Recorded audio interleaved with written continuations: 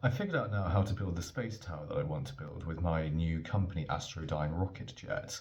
And this is how it would roughly be built. It would be 120,000 feet or so of tower, heading up to the end of the stratosphere and the beginning of the mesosphere.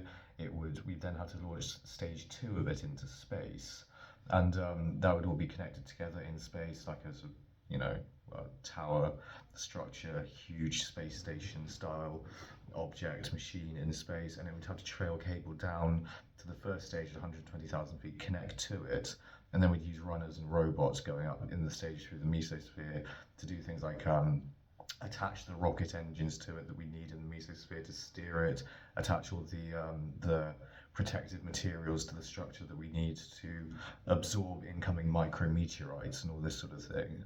And it would be an extraordinarily expensive project. It would take rather a long time to build, I think. Actually, the estimate I put on building it is it would take 10 years to build, I think. But that might be an optimistic estimate. It might take 20 years to build if we start doing it relatively soon.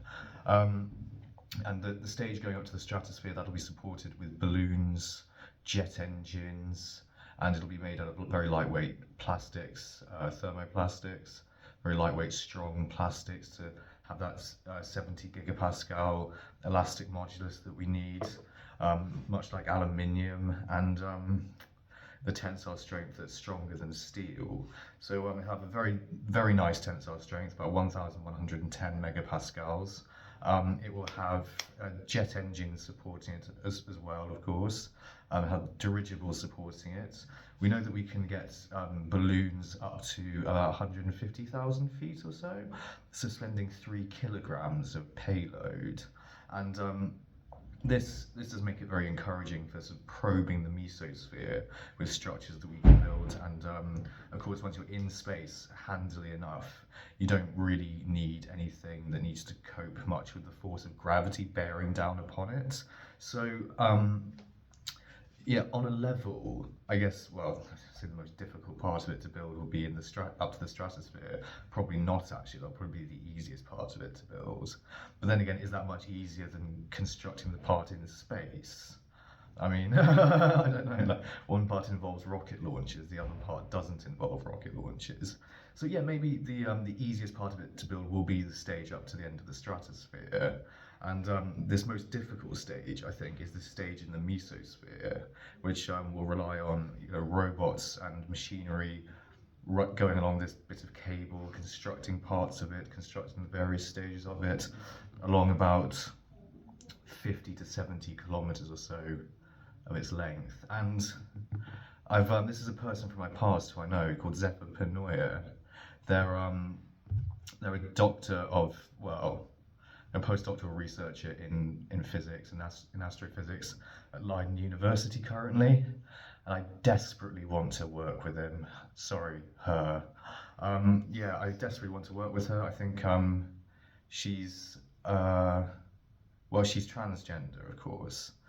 Used to identify as male, I think, or was externally identifiable as male, I should say. And I'm transgender as well, so we also share that as well, additionally. I'm bigender, I get, my glad rags on from time to time, get my lady gear on, and yeah, I don't want to make any, presuppositions about her gender identity, but yes, Zephyr, I do dearly want to work with you. I think you'd be the ideal person to work with on this project. And your background in physics, engineering, mathematics, everything else just strikes me as being 100% ideal for this project. You published on space elevators. I know you sort of, had a little sniff around your YouTube channel. You seem incredibly adept with computer programming, and you lack all these skills that I lack. And we're both interested in space technology. And I did see your Facebook profile picture when you're in your little NASA jumpsuit, and they let you have a go in the wind tunnel, or whatever it was. Would you not like to go to space? Would you not like to concoct an excuse for them to send us to space for some reason? Even if it has to do with, constructing this very, very large, seemingly from a certain perspective, impossible space tower. But let's face it, the Japanese and the Chinese, they're thinking of doing these sorts of things. They're planning really on building space elevators. I think the Japanese are planning on doing it You know, the Obayashi Corporation, they're planning on doing it by 2040, aren't they? The Chinese are going to do it by 2050, apparently. So, you know, there's never been, well, this is the right time to be thinking of doing these sorts of things. It's now, now, now. And if we can build it in 20 years, well, that's a space tower constructed by 2044, then isn't it? And we're slightly behind the Japanese. Or really, it should be an international effort. I think it should like called the International Space Tower, or the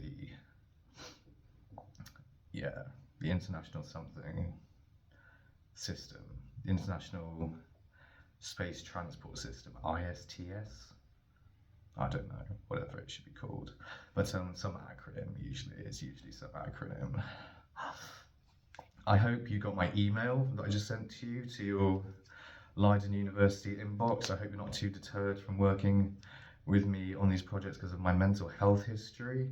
That's just driven by personal circumstances, lots of domestic violence and abuse, bullying at universities, frankly, and other things which I wish were outside of my control, but I'm afraid weren't at the time and have left me, yes, with mental health problems.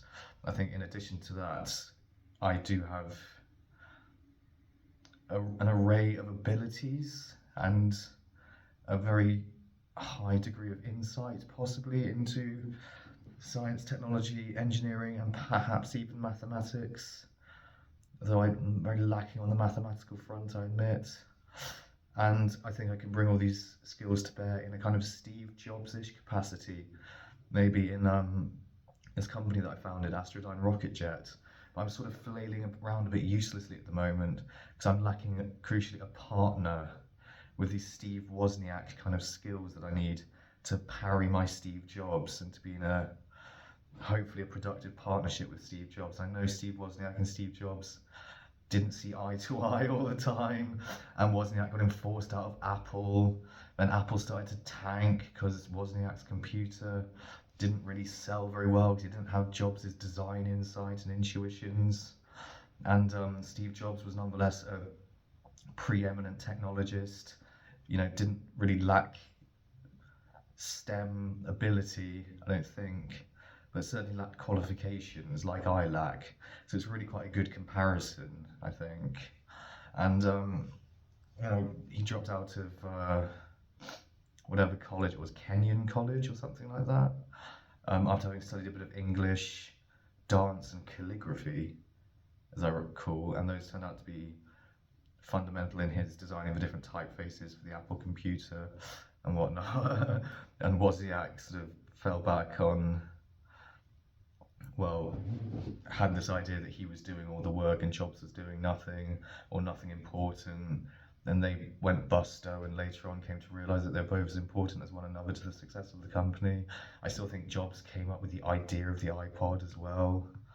And, well, just to give you a little bit of ancillary or extra information, I may have come up with the idea for the iPhone, because the iPhone was initially released in 2008, wasn't it? And in 2004, I designed like a flip phone for Apple with the click wheel on it, like the iPod. So it wasn't strictly my intellectual property, or elements of it weren't my intellectual property, but I sent this to Apple and they didn't get back to me, which is always like a sign that someone's nicking your idea. And I think I probably deserve some of the royalties for inventing the iPhone, because 3 years later the fucking iPhone came out, of course, didn't it? And I don't think they were planning it in 2004, so it made me fucking suspicious. But that's another story for another time. It was around about that same sort of time that I was claiming moons of the outer solar system and so on. And Dr. Penoyre, in you I see someone who is a great talent in physics, mathematics, astrophysics in particular, engineering as well, with your space tower, space elevator ideas, which, I mean, one day, yeah, could extend to the moon, I grant you that, I think. Or maybe couldn't, because of the rotation of the moon, wrap around the Earth, but maybe not. I hope we don't come to loggerheads on that sort of issue, but then again, what do I fucking know? Maybe it could even. I really hope you want to work with me on this. I hope we do have that sort of partnership, and I hope we don't butt heads too much. I'm sure we won't, and we can be adults about this and forge a very cooperative working environment together. But I do really need your scientific pedigrees. Really, I need someone with your qualifications, with your background, with your Cambridge education and Columbia education. Yeah, people do respect that a lot, and actually rightly so. And I'm just a fringe thinker from the wilderness of science that has no qualifications in a scientific subject, has crazy business ideas, has wacky, controversial notions about scientific topics, and has said a lot of controversial shit on the internet. But nonetheless, I'm extraordinarily committed to what I do, and I don't want to give up on anything that I do. And I feel that there may be, like a great path for us both to walk with Astrodyne Rocket Jet, this company that I've started. We can be creating everything from plastic fighter planes to plastic rockets. Really, coming to grips with the applications of thermoplastic materials in the design of space systems and aerospace systems and aeronautical systems, and fusion energy in space to bottle a little star around Mars and give it light and heat for agriculture and things, and start the process of terraforming it, because that's something Elon Musk is missing that I've come up with. A loosely housed spherical tokamak device to suspend around Mars, and I think it was a fairly original idea. I want to compare it to like the Death Star or something, but it isn't really like the Death Star. The Death Star wasn't exactly minimally housed, but I'm pretty certain it did run on fusion. And is the warp drive idea that I've come up with, is that exactly like the Starship Enterprise? The kind of the long bits on the Enterprise sort of suggest that it's running fusion plasma out of rail guns, but I don't think it's explicitly stated. And the Alcubierre drive and the Cougar Blitz drives, are they not sort of a bit like railguns anyway? But anyway, we get to work on all this cool shit together. And hopefully, that's why we're both interested in science, technology, engineering, and maths, because we want to bring more cool shit into the world. We want to decrease human suffering, the crappiness of the world, and bring more great things to humanity. And I don't think you have to leave your fellowship or your postdoctoral position or whatever it is. And don't have to quit your job, since it'll be mostly a side hustle in the beginning. If you do, and we do get to that stage where we get funded by, say, ESA, NASA, or whoever, which with your background and your qualifications we might very well do, I think, then that's so much to the good, and it's probably worth quitting your job for. I think if you were to quit and it failed, hopefully I'd never let that happen, for the reasons I said, but I mean, keep this on the side until we get secure funding for it, and it makes it very appealing to quit your job. And we obviously continue publishing scientific research and, papers and what have you, as we're going along with the project. And it looked good on your CV anyway. That's roughly the point I'm trying to make, I think. Would it not? Astrodyne Rocket Jet. Tried for a few years building a space tower and plastic fighter planes. Warp propulsion, fusion systems in space. I don't think it sounds all that bad, does it, on one's resume? Come on. I think, this is something you should do, Dr. Penoyre. I think you'd very much enjoy working with me in the end. Putting it out there anyway. Thanks for watching, Zephyr, if you've seen this.